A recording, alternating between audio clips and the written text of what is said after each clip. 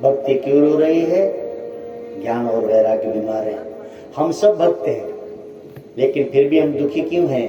क्योंकि हमारा ज्ञान और वैराग्य बीमार है।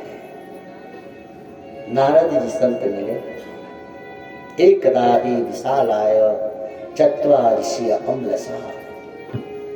श्रीमद् भागवत ने कहा, एक समय की बात है, नारद जी जा रहे थे और ऋषियों ने देखा। ऋषियों ने नारद जी को देखा तो रोका, रुको, इतना परेशान होके कहां जा रहे हो? नानु सुचंति पंडिता। वास्तव में ज्ञानी के चेहरे पर चिंता की सिकन न हो, चिंता की रेखाएं न हो। तो नारद जी को जब चिंतित देखा, सनकादिक ने नारद को रोका और पूछा, दुखी क्यों हो? क्या बात है? अच्छा, पूछने का ढंग देखें। अपना कोई परिचित मिलता है ना, तो कुछ लोग उससे व्यंग्यात्मक बात कर लेते हैं। नारद जी को देखकर एक भैया ने कहा कि नारद जी रुको रुको, बाल बच्चे मजे में हैं। नारद जी को हुआ कि हे भगवान, मेरे बाल बच्चे कहां से आए? दूसरे भाई ने कहा, बाल बच्चा क्या पूछ रहा है? अच्छा नारद जी, दुकान ठीक चल रही है?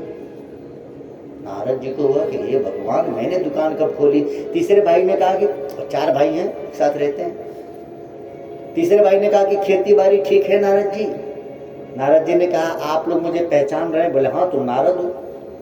अरे बोले, जब पहचान रहे महाराज तो अटपटी बात क्यों कर रहे? मेरा परिवार कब? आप पूछ रहे बाल बच्चे मजे में। मैंने कब ब्याह किया?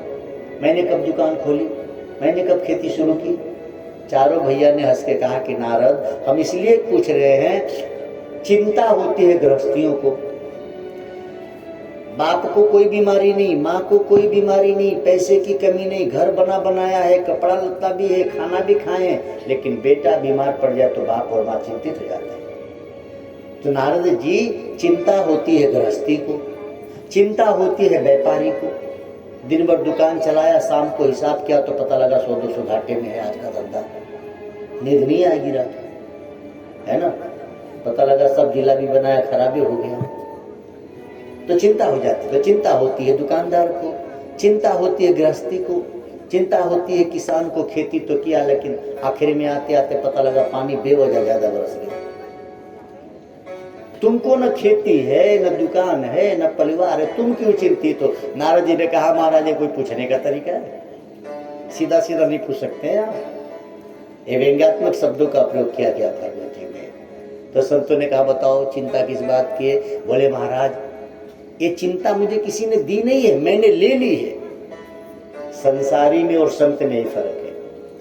संसारियों को चिंता होती है और संत को चिंता होती नहीं, वो किसी की चिंता खुद ले लेते हैं, करुणा करके, कृपा करके। नारद जी कहते हैं, महाराज, हम सत्संग लाभ के लिए धरती पर आए थे। आए तो थे कि सत्संग लाभ मिलेगा, चले। पूरी दुनिया में, पूरी धरती पे मात्र भारतवर्ष एक ऐसा देश है जहां संत और सत्संग मिलता है। तो महाराज, हम सत्संग लाभ के लिए आए थे धरती पे, लेकिन दुर्भाग्य देखे, हमको सत्संग कहीं मिला ही नहीं। तो संतों ने कहा कि सत्संग ऐसे मिलेगा क्या? संतों के पास जाओगे तब तो सत्संग मिलेगा।